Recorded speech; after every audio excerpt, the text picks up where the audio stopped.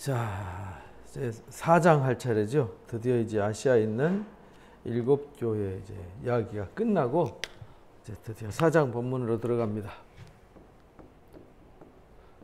1장부터 3장까지. 그러니까 1장은 예수님의 계시의 내용이죠. 계시하는 분이 누구냐? 예수님이 계시하세요. 그리고 보좌에 계신 하나님, 그리고 죽었다가 살아나신 예수님, 보좌 앞에 있는 7령. 그래서 성부, 성자, 성령 되신 하나님이 이제 계시를 주셨어요. 계시. 감춰졌던 것을 보여주는 거죠. 이거 이제 개봉하는 겁니다. 개봉. 누가 개봉하느냐? 예수님이 개봉하시는 거죠. 그래서 그분이 이제 어떤 모습으로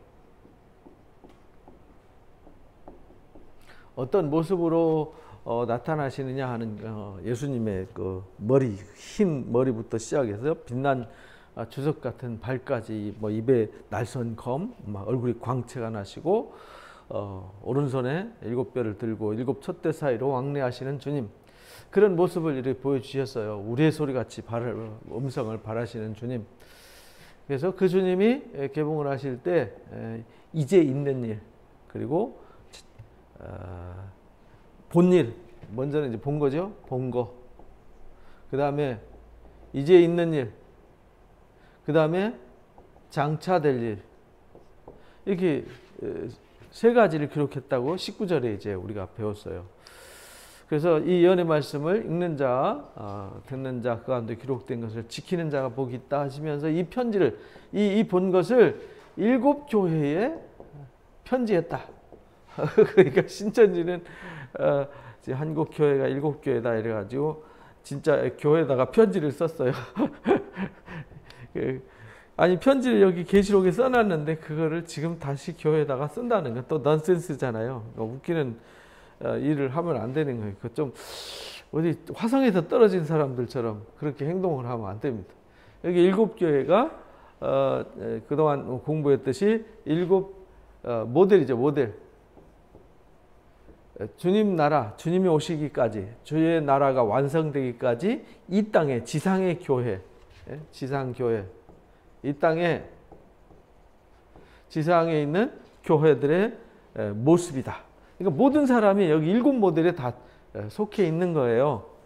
어떤 교회는 에베소, 어떤 교회는 서머나, 어떤 교회는 버가모, 도아디라, 사대, 빌라델비아, 라우디게아 교회, 각 교회마다 특성에 맞도록.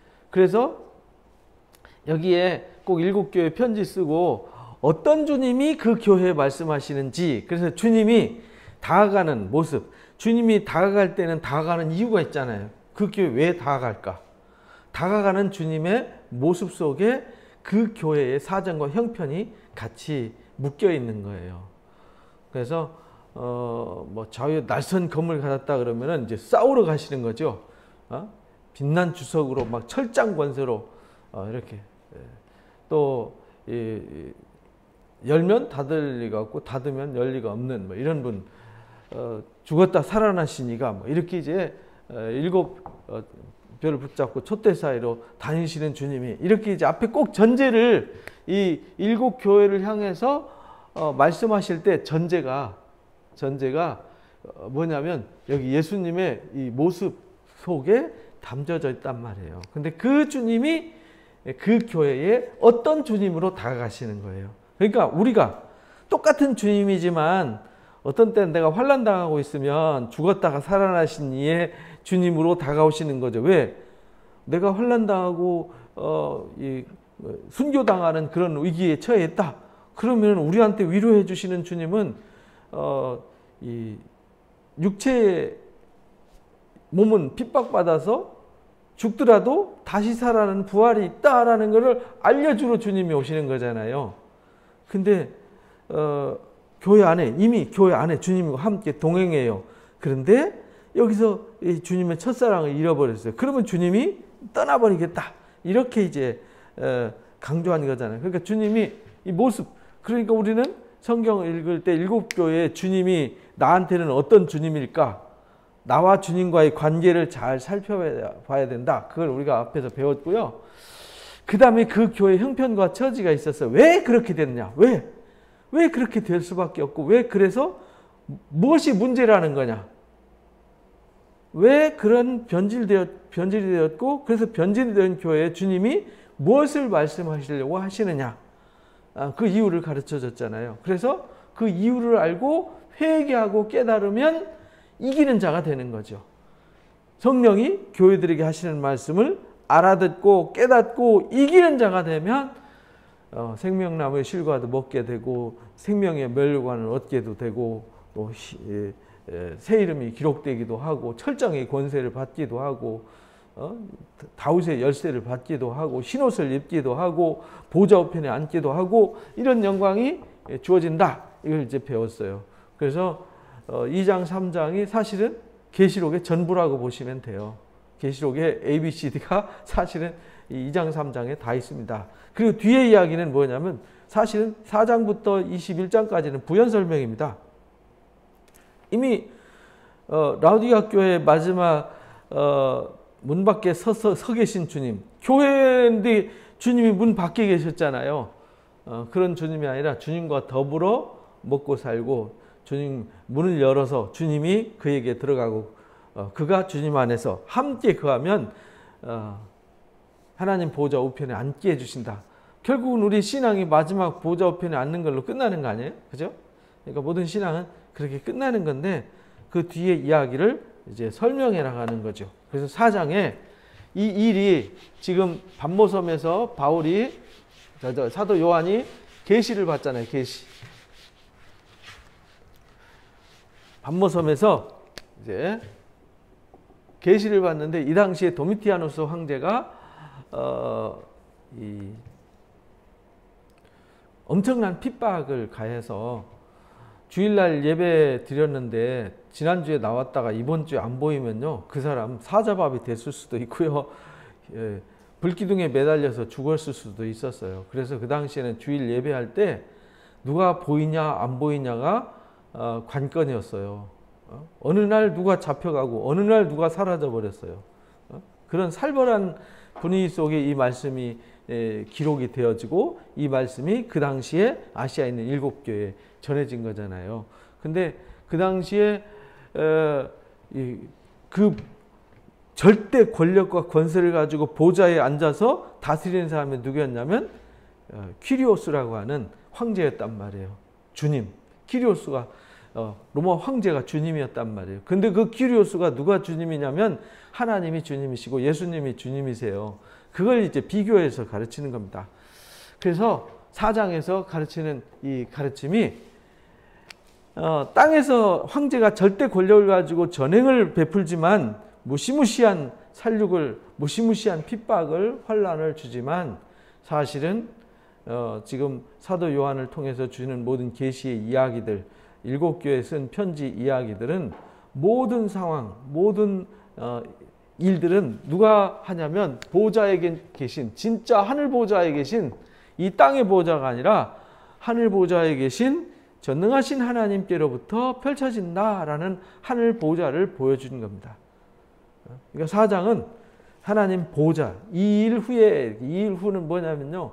지금 아시아에 있는 7교회 편지 쓰라 하면서 내용을 쓰고 그 환상이 바뀐 거예요. 상황이 시간이 바뀐 게 아니에요. 장면이 바뀐 거죠. 장면이 바뀌었어요. 그래서 다른 장면을 봤는데 그래서 계시록은 시간 순서대로 이렇게 이루어지는 게 아니에요. 그래서 착각하면 안 됩니다. 하늘에 열린 문이 있는 것을 보았어요. 열린 문. 창세기에는 닫힌 문이었잖아요. 에덴 동산에서 아담과 하와가 내쫓기면서 문이 어떻게 됐어요? 닫혔잖아요. 닫혔어요. 그룹과 두루도는 화영검을 두어서 와서 생명나무의 실과를 먹지 못하도록 닫아놨다.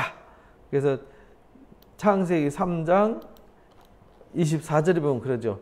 이같이 하나님이 그 사람을 쫓아내시고 에덴 동산 동쪽에 그룹과 두루도는 화영검 불칼을 두어서 생명나무의 길을 지키게 하시니라. 이게 문이 닫혀버린 거죠. 닫힌 문이 되었어요. 근데 사도 요한이가 반모섬에서 봤을 때에 하나님 보좌 새로운 장면을 봤는데 이제 열려 있어요. 이제 하늘 문이 열려 있는 겁니다. 열린 문을 보는 거죠.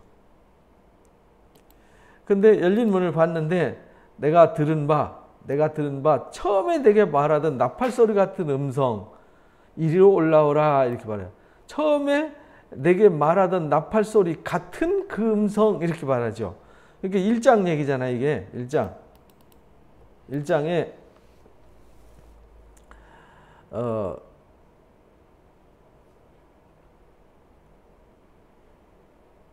8절에 보니까 주 하나님이 이르시되 나는 알파와 오메가라 이제도 있고 전에도 있었고 장차 올 전능한 자라 나 요한은 형제여 예수의 환난에 참 동참하는 자라 하나님의 말씀과 예수의 증언하였음을 말미암아 반모섬에 있더니 주의 날에 내가 성령이 감동되어 내 뒤에 나팔 소리 같은 큰 음성을 들으니 이랬잖아요. 지금 똑같은 얘기잖아요. 1장에서 이 말씀하시는 분이나 지금 4장에 말씀하시는 분이나 똑같은 내 나팔 소리 같은 큰 음성 여기도 나팔 소리 같은 큰 음성을 들으니 이르되 올라와라. 그래서 올라갑니다. 그러니까 요한은 반모섬에 있지만 영적으로 환상에 이끌려서 올라간 거잖아요. 마치 에스겔서 7장 이후에 보면은 에스겔이 이 바벨론 땅에 잡혀가서 거기서 그발 강가에서 이제 기도하다가 환상을 보잖아요. 그때 하나님이 머리채를 딱 잡아가지고 끌고 어디로 가냐면 예루살렘으로 가요. 순식간에 순간 이동을 하는 거죠. 영적으로. 그리고 예루살렘이 타락한 모습을 보여주게 되는 거예요. 에스겔서에 보면은 내가 보니 불같은 형상이 그 허리에 아래는 불같고 허리 위에는 광채가 나서 단쇠 같더라 이렇게. 이게 에스겔이 주 여호와의 권능이 거기서 내게 내리기로 이렇게 말했잖아요. 권능이 내려서 봤더니 하나님의 형상이 이렇게 보였어요. 하나님의 형상. 그런데 실제 이렇지는 않아요. 에스겔이 보고 표현한 모습이지 실제 그렇지는 않다는 겁니다. 그가 손 같은 것을 펴서 내 머리털 한 춤을 잡았어요. 이렇게 불같은 형상이고요. 허리 아래의 모양은 불같고 허리 위에는 광채가 나서 단쇠 같더라. 그러니까 아주 번쩍번쩍하는 모양이죠. 근데 그가 거기에서 손 같은 것이 펴졌어요. 거기서 손 같은 게 쭉 나오더니 에스겔의 머리털 한 모습을 잡으며 주의 영이 나를 들어서 천지 사이로 올리시더라. 하나님의 환상 가운데 나를 이끌어 예루살렘으로 가서 환상 가운데 이끌어 간 거죠. 북향한 문에 북쪽 문이죠.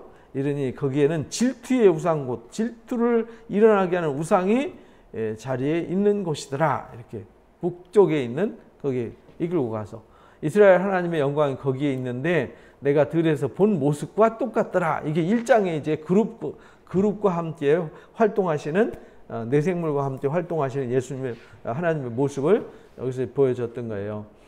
인자야 이제 너는 눈을 들어서 북쪽을 봐라 하시기로 봤더니 북쪽을 바라보니 제단 문 어기 북쪽에 질투의 우상이 있더라. 이때 인자야 이스라엘 족속이 행하는 일을 보느냐 하면서 이게 환상 가운데 보여지잖아요. 그리고 나를 이끌고 뜰 문에 이르기를 본즉 담에 구멍이 있더라. 그래서 구멍을 내가지고 이 담을 헐라. 그래가지고 에스겔이 성전 담을 헐어버려요. 근데 실제 한 건 아니잖아요. 헐고 보니까 문이 있더라. 거기에 행하는 가증한 것들을 보여주더라. 이런 뭐 각종 곤충 형상, 짐승의 형상 이런 우상 숭배하는 모습을 보여줘요. 그래서 내가 이 성을 이래도 내가 용서하랴? 이렇게 이제 그래서 내가 이 성을 심판하고 돌아나 돌이 남지 않고 다 무너뜨리는 이유가 이거란다라는 걸 보여주는 거거든요. 그래서 9장에 그 중에 다 멸하지 않고 가증한 일로 탄식하며 우는 자의 이마에 표시하라. 그 자들은 빼고 나머지는 살육기가 다니면서 살육하더라. 그게 이제 9장 얘기란 말이에요. 그래서 계시록도 지금 똑같은 얘기입니다. 4장도. 그래서 하늘 보좌에 이제 성령이 감동되어서 올라갔어요. 그러면서 이 이후에 마땅히 일어날 일들을 내가 내게 보일 거다. 일어날 일. 여기서 이제 보좌에서 일어날 일. 그러니까 반모섬에서 계시받은 이후에 주님이 다시 오실 때까지, 주님이 다시 오셔야 세상이 끝나는 거잖아요. 다시 안 오시면 세상은 끝날 일이 없어요. 주님이 다시 오셔야만 끝나요. 그럼 다시 오실 때까지 되어질 일을 말하는 거예요. 그러니까 일어날 일은 언제부터냐? 1장 19절 말씀대로 내가 본 거와 지금 이제 있는 일과 장차 될 일, 그걸 보이겠다는 거예요. 그럼 그 일어날 일을 어디서 일어난다는 거예요? 누구에 의해서? 보좌로부터. 그러니까 이후로, 지금까지도 그랬지만 지금도 그렇고, 지금까지도 그랬고 지금도 그렇고 앞으로도 모든 일은 누가 하세요? 보좌에 계신 하나님이 하신단 말이에요. 이게 전능하신 하나님. 이제도 있었고 전에도 있었고 장차 오실 전능하신 하나님이 하시는 거예요. 그러니까 이 일어날 일. 그러니까 지금 우리가 살고 있는 모든 일들은 누가 하시는 거예요? 공중에 나는 새가 하나 떨어지는 것도 하나님 허락 없이는 안 된다. 이게 이제 하나님의 섭리란 말이에요. 그런데 요한계시록은 어느 시기, 어떤 때에다만 한정해서 갖다가 찢어붙이면 그게 이제 괴물이 되는 거예요. 그래서 하나님의 말씀은 어느 한 시기가 아니라 산자의 하나님이에요. 산자의 하나님. 하나님은 죽은 자의 하나님이 아니에요. 죽은 자는 이미 사명이 끝났잖아요. 그죠? 그러니까 산자의 하나님. 산자의 하나님이 살아있는 자를 위해서 일해요. 그러니까 지금은 누구를 위해서 일하겠어요? 지금 오늘 살고 있는 우리를 위해서 일하는 거죠. 여기 우리. 우리라는 말은 살아있는 자잖아요. 죽은 자가 아니잖아요. 그러니까 우리는 과거 알아야죠. 반모섬에서 환상봤던 거, 그 이전의 구약의 역사도 알아야죠. 그리고 예수님이 어떻게 오셔서 무슨 일을 하셨는지도 알아야죠. 그리고 성령의 역사가 어떻게 펼쳐져 갔는지도 알아야 되는 거죠. 그리고 오늘을 살고 있는 우리에게도 하나님이 이 시대에 어떻게 일하시는지도 알아야 되는 거죠. 그러니까 지금 우리는 이 시대를 알아야 되는 거죠. 과거를 알고 본 것을 알아야 되고 이미 되어진 일을 알아야 되고 지금 되어지는 일과 되어질 일을 알아야 되는 거죠. 이게 계시록이란 말이에요. 그러니까 지금 우리는 지금 현재 우리가 살고 있는 상황 파악을 잘 해야 되는 거죠. 그래서 이 후에 마땅히 일어날 일, 마땅하다는 말은 당연히 일어나는 거죠. 당연히. 이거는 해도 되고 안 해도 되고 어쩌다가가 아니라 반드시 일어날 일이에요. 반드시 일어날 일. 내가 곧 그래가지고 성령에 감동되었더니 이리로 올라오라 할 때 성령에 감동되어서 올라간 거예요. 그러니까 하나님의 일은 성령에 감동되어야만 알 수 있어요. 그래서 우리가 성령에 감동되지 않으면 육신으로 이 마음이 둔해져요. 둔해져서 에베소서 그래서 사도 바울이 뭐라고 말하냐면 이방인같이 살지 마라. 이방인은 그 마음이 허망해져 가지고 하나님이 없어요. 그러니까 깨달음이 없는 거죠. 에베소서 한번 볼까요? 4장에 보면 그러므로 17절에 이것을 말하며 주 안에서 증언한다 이러잖아요. 증언. 주 안에서 증언한다. 이제부터 너희는 이방인이 그 마음에 허망한 것으로 행함같이 하지 마라. 허망하다는 말이 무슨 말이냐면 총명이 없어진 상태. 총명이 어두워져. 불이 쉽게 말하면 불이 꺼진 상태예요. 캄캄한 상태죠. 총명의 불이 꺼졌어요. 어두워지고 그들 가운데 무지해졌어요. 무지. 지식이 없어요. 깨달아 아는 게 없어요. 마음이 굳었어요. 강팍해졌다는 얘기죠. 완악해졌어요. 그래서 하나님의 생명이 그 가운데 없는 상태. 이게 이방인 같은 상태란 말이에요. 근데 이게 지금 에베소서가 이방인한테 쓴 게 아니잖아요. 교회한테 편지 쓴 거지. 믿는 사람한테. 너희가 안 믿는 사람들처럼 너희도 그렇게 되지 마라. 왜? 너희들이 감각이 없어지면 자신을 방탕에 방임하여 더러운 곳으로 행하되 욕심으로 행하되 너희는 그렇게 배우지 않았다. 결국은 이것을 쫓는 자들은 결국은 육신을 쫓는 자는 육신의 열매를 맺는다. 갈라디아서 5장 16절 이하에 그렇게 가르쳐 주셨어요. 그러니까 계시록에 지금 말씀하시는 성령에 감동되었다라는 이 말씀의 그 가르침을 잘 알아야 돼요. 그래서 성령이 감동되어서 하늘에 이끌려가서 받고 성령이 감동되어서 이걸 설명하는 거예요. 그러니까 고린도전서 2장에 하나님이 이 모든 일을 성령으로 보이셨다 이렇게 말해요. 그러니까 성령 받은 자 외에는 알 수가 없다 이렇게 아주 정의를 내려놨어요. 그러니까 교회 10년 20년 다녀도 성령이 감동되지 않은 사람은, 곧 성령 충만하지 않은 사람은 성경을 100번 1000번 읽어도요 감동이 없이는 읽어낼 수가 없어요. 감동은 누가 감동되냐? 하나님을 경외하고 거룩하게 성결하게 된 사람들, 이렇게 되는 거죠. 그래서 뒤에 이제 7장에 입맞은 사람들과 함께 하나님 앞에 흰무리들이 막 쏟아져 나오는데 그들이 누구냐? 하나님의 말씀과 그리스도의 보혈로 정결하게 된 사람들, 이렇게 말하는 거예요. 보라, 하늘에 보좌가 베풀어졌어요. 그래서 보좌에서 일을 하는 거예요. 보좌에 베풀어졌고, 보좌 위에 앉으신 이가 있는데, 보좌가 있고 보좌 위에 앉은 이가 있어요. 근데 앉으신 이의 모양을 봤더니 모양이 뭐냐면 보여지는 것, 이렇게 말하는 거예요. 그러니까 여기서 모양이라고 쓴 것은 원래 말에는 요한이가 봤을 때 보여진 모습, 이렇게 말하는 거예요. 그러니까 모양이 그대로 디자인이 아니라는 뜻이에요. 요한이 보았을 때에 보여진 모습, 그 모습이 벽옥 같았고 홍보석 같았고 거기에 무지개가 있었고 보좌에 둘렸는데 보좌에 이제 벽옥과 홍보석 같은 것이 있고 무지개가 있고 거기에 녹보석 같은 것들이 있더라. 그러니까 하나님 보좌가 그렇게 생겼어요.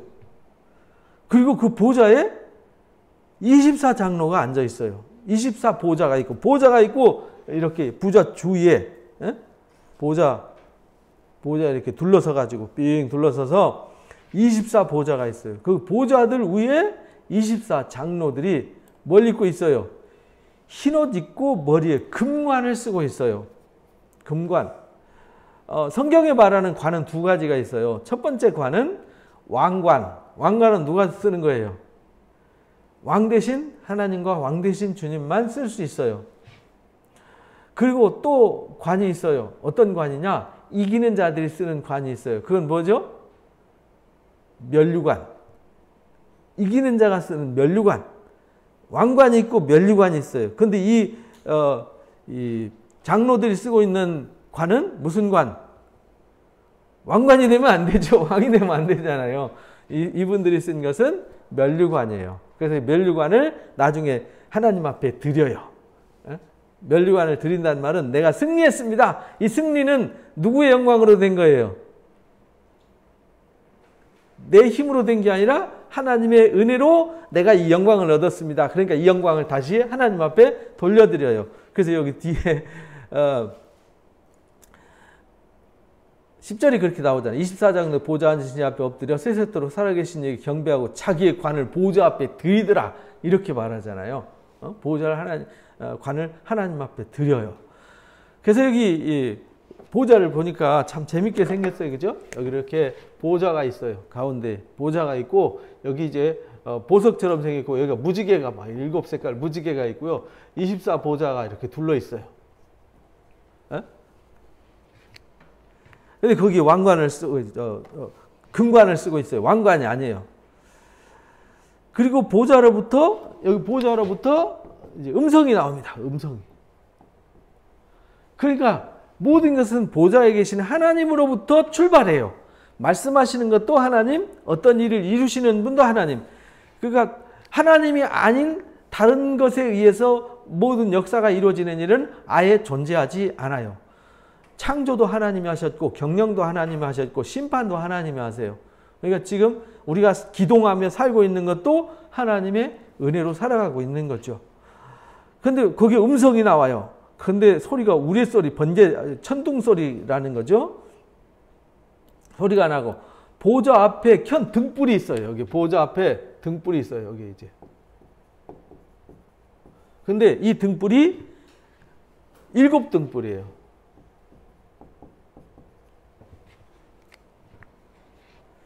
이는 하나님의 뭐예요? 일곱 영이더라. 근데 일곱 등불을 보니까 일곱 영이더라.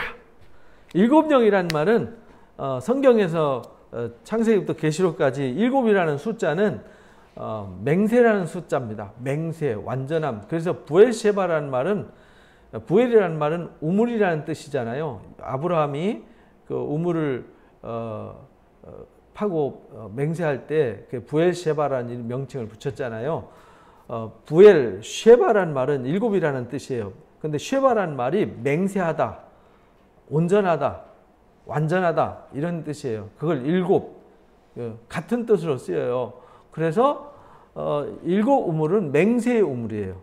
맹세했어요. 변하지 않아요. 맹세했으니까 변하지 않아요. 완전한 거죠. 그러니까 일곱 영이란 말은 완전한 하나님의 영, 성령을 말하는 거예요. 이거는 일곱 영은 성령을 말하는 거예요. 성령. 하나님 앞에 다른 영이 있을 수가 없어요. 천사들과 일곱 영, 이 천사들과 성령 외에는 없는데 천사가 성령은 아니잖아요. 성령과 천사는 구별이 되는 거예요. 사무의 하나님과 이제 이 천사들은 구별이 돼요. 천사들도 영인데 성령은 아니에요. 천사들이 뭐 따진다면 뭐 거룩하게 구별된 영이니까 뭐 천사들도 거룩한 영이다 이렇게 말할 수 있죠. 그러나 우리가 말하는 이 성경에 말하는 파라클레이토스나 또 푸니마라고 하는 성령과는 다르다 그런 말입니다. 엔젤스와는 다르죠. 이제 헬라 말로 앙겔로스라고 이렇게 써놨죠. 구별하기 위해서. 그리고 보좌 앞에 수정 같은 여기 앞에 바다가 있어요. 바다 수정. 근데 이 바다가 수정같이 맑은 바다예요. 유리바다. 유리바다라는 말은 다 비친다는 뜻이죠. 그러니까 이 하나님이 음성을 발하시고 어떤 일을 말씀하시고 어떤 일을 이루세요. 그리고 그 앞에 누가 있냐? 등불이 있어요. 하나님의 영, 일곱 영이 있어요. 그리고 그 앞에 유리바다가 있어요. 그 유리바다는 다 비춰요. 그러니까 하나님 앞에는 감출 수 있는 게 아무것도 없다. 하나님 앞에 갈 때는 다 아주 우리의 속까지 감추고 숨기고 이것만 감추고 부끄러운 거 감추고 이런 거 없어요. 완전하게 다 드러나는 거예요. 그런 바다예요. 그러니까 하나님 앞에는 하나님의 앞에 모습을 그렇게 비추어 준 거예요. 그리고 보좌 가운데와 보좌 가운데가 그 다음에 보좌 주위에 네 생물이 있어요. 보좌 가운데와 보좌 주위에 보좌 가운데와 보좌 주위에 여기 네 생물이 있어요. 네 생물. 그래서 에스겔서 1장과 10장, 11장에 보면은 이 그룹과 네 생물이 나오는데 그 그룹이 네 생물이에요. 근데 그 그룹이 케루빔이라고 그러는데 그 케루빔은 뭘 말하는? 천사를 말하는 거예요. 하나님이 특별하게 들어서 쓰시는 천사. 이게 이제 케루빔. 케루빔이 천사란 말이에요. 창세기 3장 아까 24절 읽었었죠. 이 그룹과 불검, 불검으로 지켰다 이랬잖아요. 그게 이제 네 생물이에요. 근데 거기에 보좌 주위에 네 생물이 있는데 앞뒤에 눈이 가득해요. 그러니까 여기에 보좌와 보좌 주위에 있는 이 네 생물은 특징이 눈이 가득해요. 눈이 가득해요. 첫째 생물은 사자 같고, 둘째 생물은 송아지 같고, 셋째 생물은 얼굴이 사람 같고, 넷째 생물은 날아가는 독수리 같아요. 이게 뭐냐면 하나님의 속성과 예수 그리스도의 속성을 말하는 거예요. 어떤 속성이냐? 이 땅에 오신 하나님의 아들의 속성을 말하는 거예요. 그래서 하나님이 보좌와 보좌 우편 주위에 있는 이 네 생물들이 하나님의 말씀을 선포해요. 다른 사람이 하는 게 아니에요. 이걸 선포를 해요. 선포하는 거예요. 그래서 뒤에 네 생물이 우레같이 바라고 네 생물이 인봉함을 뗄 때 네 생물이 말해요. 그래서 이 생물이 있는데 하나님의 아들의 속성이라는 말이 뭐냐면 예수님이 이 땅에 뭐로 오셨냐? 왕으로 오셨어요. 예수님이 뭘로 오셨냐면 종으로 오셨어요. 섬지는 종으로. 그게 송아지잖아요. 사자는 이제 왕을 상징했어요. 왕꽃. 그 다음에 이제 얼굴이 사람 같다는 말은, 그러니까 네 생물이 있는데,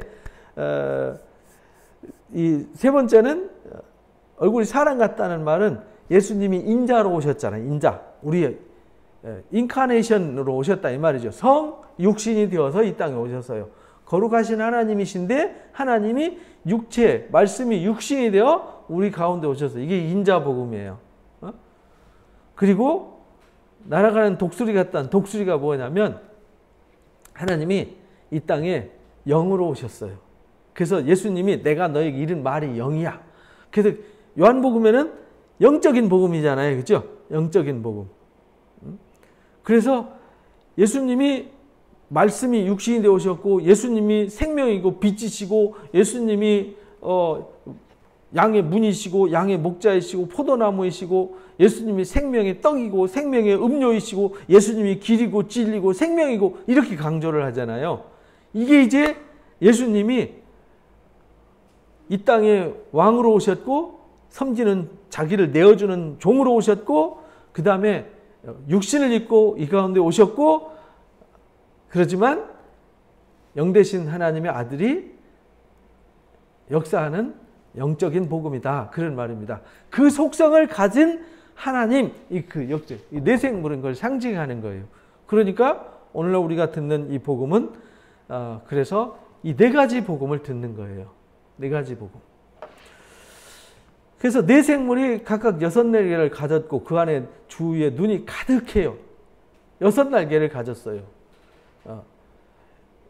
6날개를, 네 생물이 6날개를 가졌다는 것은 주로 이제 7은 완전했는데 6은 불완전하잖아요. 그러니까 완전한 하나님은 아니라는 거죠. 그러니까 하나님의 심부름하는 사람 존재란 말이죠. 하나님 심부름하는 존재예요. 그러니까 근데 그 안에 뭐가 있냐? 안과 밖으로 눈이 꽉 찼어요. 그러니까 앞으로 봐도 뒤로 봐도 위로 봐도 아래로 봐도 안으로 봐도 밖으로 봐도 다 보여요. 그러니까 하나님 앞에는 뭐 할 수 없다는 거예요. 숨길 수 없어요. 하나님이 그래서 전지하시다, 전능하시다, 전지하시다, 모든 걸 다 하신다. 하나님은 모든 걸 다 하시는 하나님이 말씀하시고 일하시는 거예요. 그 앞에 그게 어쩌고 저쩌고 맞고 틀리고 따지고 이런 거 의미가 없다는 겁니다. 완전하신 하나님의 역사예요. 그래서 하나님 앞에는요 숨길 수가 없어요. 그러니까 앞에 하나님 앞에 가는 곳이 수정같이 맑은 유리바다예요. 거기는 흠이나 점이나 티가 있는 사람은 갈 수가 없어요. 그래서 사도 바울이 데살로니가 전서 5장에 마지막 종말 말씀하시면서 너희가 예언을 멸시치 마라. 성령을 소멸치 마라. 좋은 것은 취하고 악한 것은 버려라 하면서 너희가 주 예수 앞에 설 때 너희 몸과 영과 혼이 주 예수의 날에 흠도 없고 점도 없고 티도 없이 온전한 자로 나타나기를 바란다. 이렇게 정의를 내렸단 말이에요. 그래서 이미 하나님 앞에 나가는 수정같이 맑은 유리바다가 펼쳐져 있기 때문에 흠과 티가 있는 사람 아무도 못 가요. 그러니까 내 힘으로는 못 가요. 그래서 갈 때 뭘 입고 가야 돼요? 예복을 입고 가야 되는 거예요. 의의 예복. 그 의의 예복은 누가 주냐? 예수 그리스도로 말미암아 입는 거예요. 그래서 흰 옷을 입고 그래서 하나님 앞에 가는 이 장로들이 이 24보좌에 있는 사람들이 흰 옷을 입은 거예요. 내 의로는 하나님 앞에 온전할 수가 없어요. 그리스도의 공로로 온전해지는 것이죠. 그래서 그들이 밤낮 쉬지 않고 이러기를 뭐라고 말하냐면 거룩하다 거룩하다 거룩하다 하기오스를 외치는 거죠. 곧 전능하신 이여 전에도 계셨고 이제도 계시고 장차 오실리라 하시더라. 그러니까 보좌에 계신 하나님 그리고 그 앞에 있는 7영 이제 그 뒤에 죽었다가 살아난 이 같은 하나님의 아들 그래서 성부, 성자, 성령의 역사 그리고 그를 돕는 내생물 천사들의 역사와 또 7영의 역사 성령의 역사가 그 앞에 이제 펼쳐지게 되는 겁니다. 그 생물들이 보좌에 앉았어요. 그 생물들이 보좌에 앉아요. 보좌에. 세세토록 살아계시는 이에게 영광과 존귀와 감사를 돌리더라 이렇게 말해요.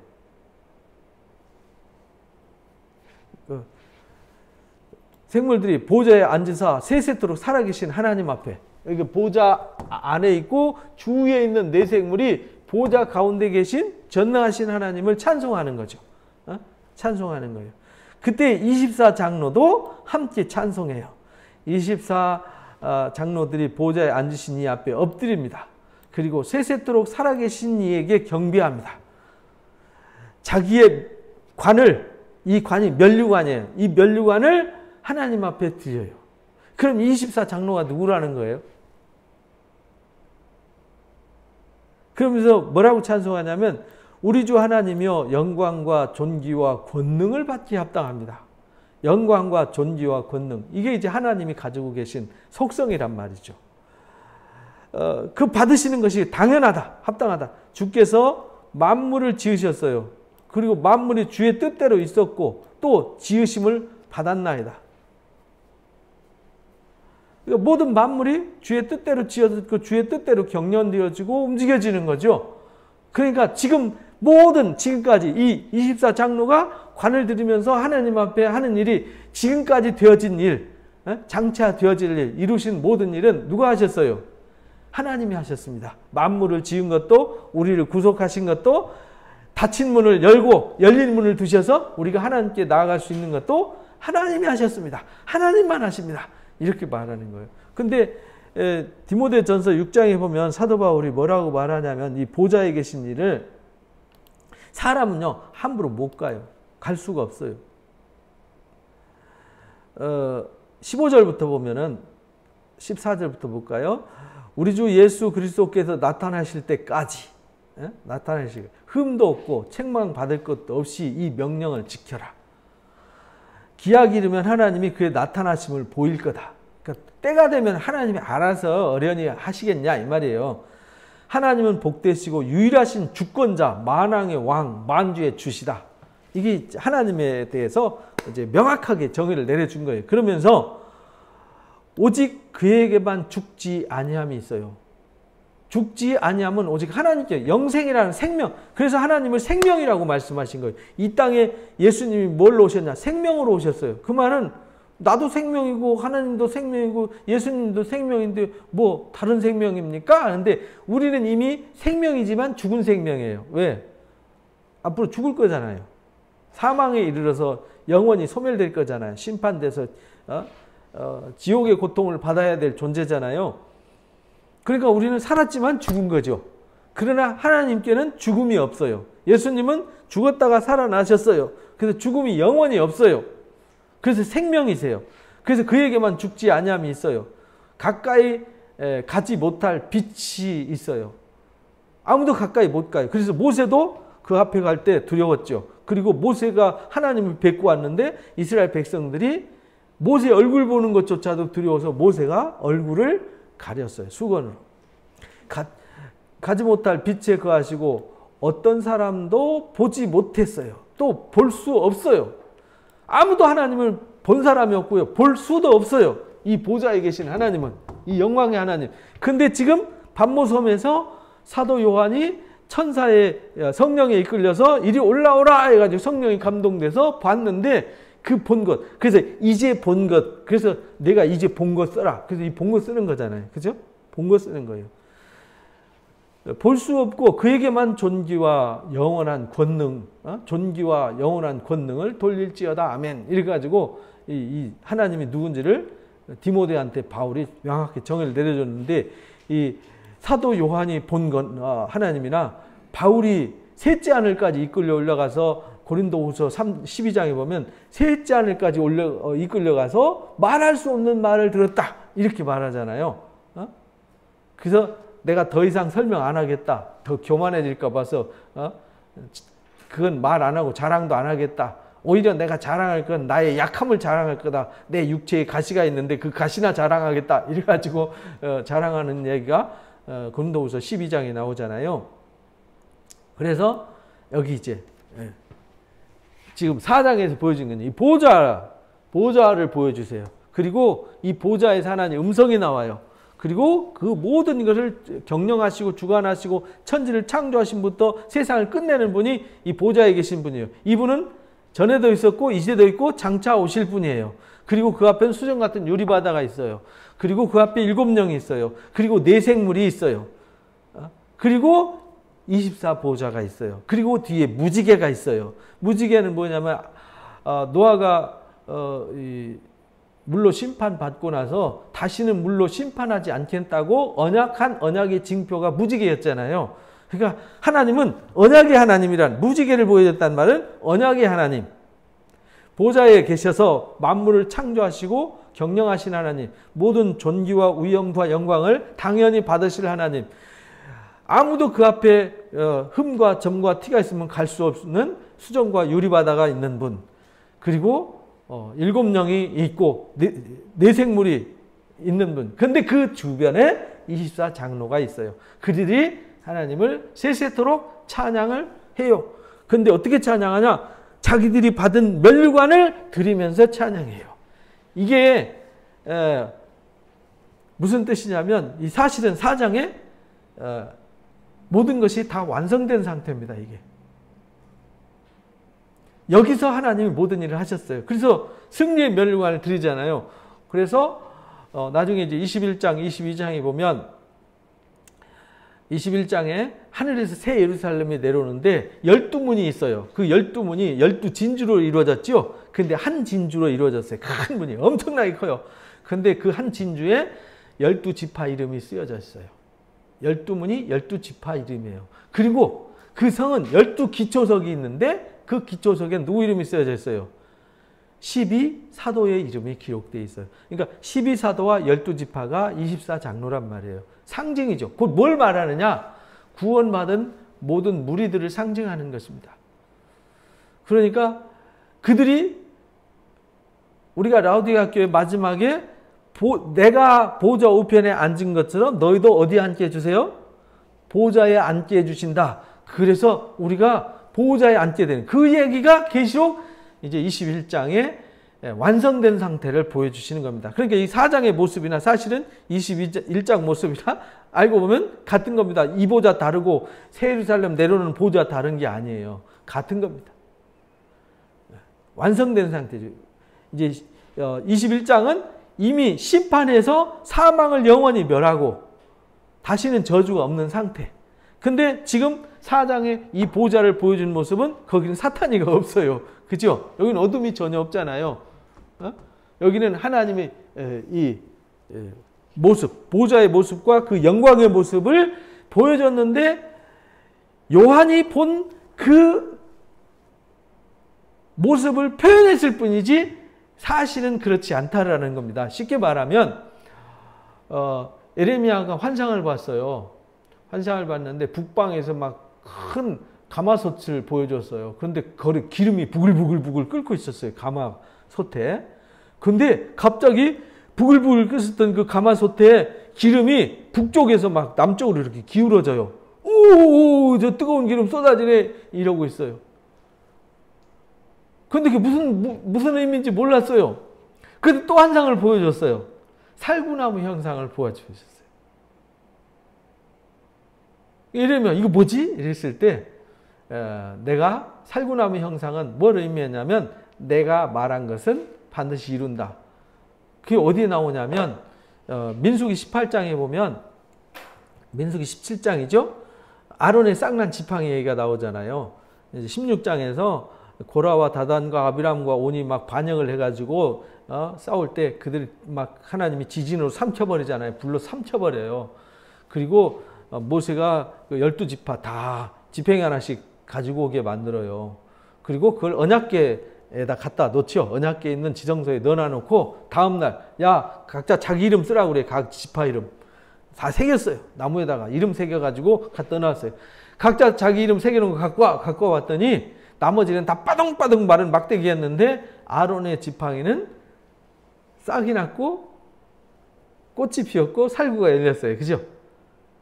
그 나무가 무슨 지팡이? 살구나무 지팡이. 하나님이 이를 통해서 이루신다. 내가 택했어. 내가 이룬 거야. 지금 이 모든 일 누가 하냐? 내가 했다고. 내가 약속한 거라고. 하나님이 약속한 건 이루는 거야. 그래서 살구나무와 하나님이 말씀하신 걸 이룬다라는 히브리 말이 똑같아요. 샤케드라는 말로 살구나무도 샤케드고요. 하나님이 말씀을 이루신다도 샤케드예요. 그래서 같은 뜻입니다. 그러니까 그런 의미를 보여줘서 아 그렇구나. 그 살구나무하고 하나님 뜻 이루어지는 거 무슨 상관이에요? 근데 북방에서 끓는 기름과 기름이 쏟아져 기름과 가마솥 이게 무슨 의미지? 근데 하나님이 그 끓는 기름 가마가 하나님의 진노를 상징했단 말이에요. 그 하나님의 진노가 끓는 기름하고는 아무 상관없어요. 진노가 쏟아진다는 의미를 설명해요. 뭘 말하려고 하는 의도가 중요한 거지. 그게 가마솥이 무슨 뭐 쇠로 됐냐, 나무로 됐냐, 흙으로 됐냐, 크기가 얼마나냐, 동그라냐, 네모졌냐, 그게 노란색이냐, 빨간색이냐, 그건 아무 의미가 없다고요. 그 기름이 참기름이냐, 뭐 들기름이냐, 뭐 감람기름이냐, 이건 의미가 없다고요. 중요한 건 끓는 기름이 진노가 쏟아진다는 거 의미를 했는데 그 진노가 쏟아지는데 뭘로 쏟아졌냐?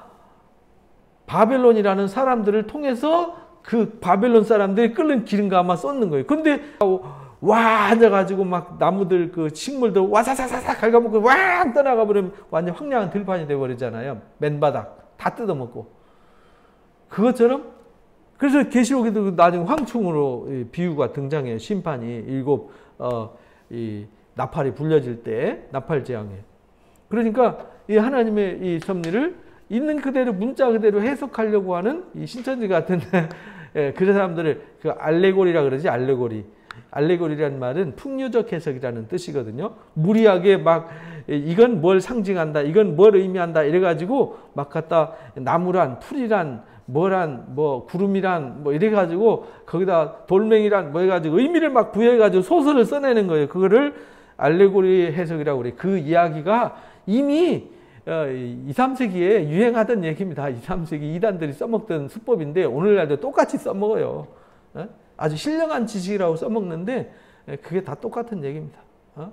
몬타니즘, 몬타누스가 주장했던 사상, 그 영지주의나 또 1세기 당시에 말시온이 주장했던 영지주의나 다 그 비슷합니다. 그러니까 우리는 성경을 성경은 아주 단순해요. 하나님, 사탄, 하나님 백성, 또 하나님 백성이 아닌 사탄의 편에 선 백성, 그리고 하나님이 하시는 일, 구원하시는 일, 그리고 심판하시는 일, 그렇잖아요. 아주 단순합니다. 복잡하고 하나도 없어요. 그래서 계시록에는 단순한 구조를 가지고 있는데 사람들이 복잡하게 만들었어요. 근데 그 전도서에 그런 말이 있더라고요. 전도서에 보면은 뭐라고 써있냐면 몇 장입니까? 6장입니까? 7장입니까? 7장인가 보다. 내가 깨달은 것은 오직 이거다. 하나님은 사람을 정직하게 지으셨으나 사람이 많은 꾀들을 낸 거다. 잔머리 굴려가지고요 일을 복잡하게 만들어 놨어요. 그래서 계시록도 단순한 것을 너무 복잡하게 만들어 놓은 거예요. 그래서 우리는 단순한 복음의 섭리를 이렇게 어렵지 않게, 그래서 24장로라는 말은 우리가 하나님의 택함 받은 왕 같은 제사장이라고 그랬잖아요. 베드로전서 2장에 우리가 왕 같은 제사장, 그래서 우리가 하나님의 아들이잖아요. 하나님의 아들, 하나님의 자녀된 권세를 가지고 하나님 보좌 우편에 아들이 앉는 자리에 우리가 앉아요. 그래서 보좌 주위에 24보좌가 있는 거죠. 거기에 우리가 앉게 되는 겁니다. 이 영광. 그런데 우리가 그 면류관을 하나님 앞에 드리잖아요. 다시. 왜? 우리가 이렇게 구원받아서 하나님의 영광에 동참해서 이 구원의 영광을 얻게 된 것은 전적으로 하나님 덕분입니다. 하나님의 은혜로 우리가 이겼고 하나님의 은혜가 우리를 여기 있게 하였습니다. 내가 한 게 아닙니다. 내가 잘나서 내가 똑똑해서가 아니라 이 면류관은 하나님이 받으시기에 합당한 겁니다. 라고 면류관을 돌려드리는 얘기가 오늘 4장 끝에 영광과 찬송으로 나오게 되는 것입니다. 그래서 이 4장은 큰 틀을 보여주는 거예요. 하늘 보좌 영상. 여기서 이제 어떤 일이 시작되어져요. 그게 이제 5장부터 펼쳐지는 이야기입니다. 그건 다음 주에 나누도록 하겠습니다. 기도하고 마칩니다. 감사합니다. 하나님 아버지, 오늘도 우리에게 귀한 말씀 일깨워 주심을 감사합니다. 하나님께서 patmos섬에 있는 요한을 성령에 감동시켜서 하나님 보좌에 계신 하나님의 영적 섭리 뜻을 가르쳐 주셨습니다. 그리고 아시아에 있는 7교회에 편지를 쓰게 하셨고 그 아시아에 있는 7교회에 쓴 편지가 결국은 주님 오신 그 이후부터 주님 다시 오시기까지의 이 땅을 살아가는 산자들에게 전하는 마지막 종말의 말씀임을 분명히 가르쳐 주셨습니다. 근데 그 모든 종말의 역사가 2000년 전부터 오늘이 이르기까지 하나님이 모든 일을 이루셨고 지금도 하나님이 모든 역사를 주관하시고 장차 하나님 다가올 모든 일도 하나님이 이루시고 역사하실 줄로 믿습니다. 그래서 오늘 그 보좌 아래에서 나타나는 하나님 보좌와 그 위에 무지개 약속과 그 앞에 7영과 4생물과 그 앞에 24 보좌들, 그 앞에 펼쳐진 수정같이 맑은 유리바다를 우리에게 분명히 보여주셨습니다. 우리는 영적인 눈을 떠서 성령으로 하나님께서 무엇을 말씀하시려고 하시는지, 우리에게 무엇을 보여주시려고 하시는지를 깨달아서 마지막에 우리가 흠도 없고 점도 티도 없이 주 앞에는 하나님의 은혜 없이 하나님의 십자가의 공로와 그리스도의 의의 예복을 입지 않고는 아무도 설 수 없다는 것을 깊이 깨달아서 늘 주 안에서 믿음으로 승리하는 자가 되게 해 주옵소서. 감사하며 예수님의 이름으로 기도하옵나이다. 아멘. 하늘에 계신 우리 아버지여, 이름이 거룩히 여김을 받으시오며 나라에 임하오시며 뜻이 안에서 이루어진 것 같이 이 땅에서 이루어지이다. 오늘날 우리에게 일용할 양식을 주옵시고 우리가 우리에게 죄 지은 자를 사해 준 것 같이 우리 죄를 사해 주옵시고 우리 시험에 들지 말게 하옵시며 다만 악에서 구하옵소서. 나라와 권세와 영광의 아버지 앞에 영원히 있사옵나이다. 아멘. 고맙습니다. 수고하셨습니다.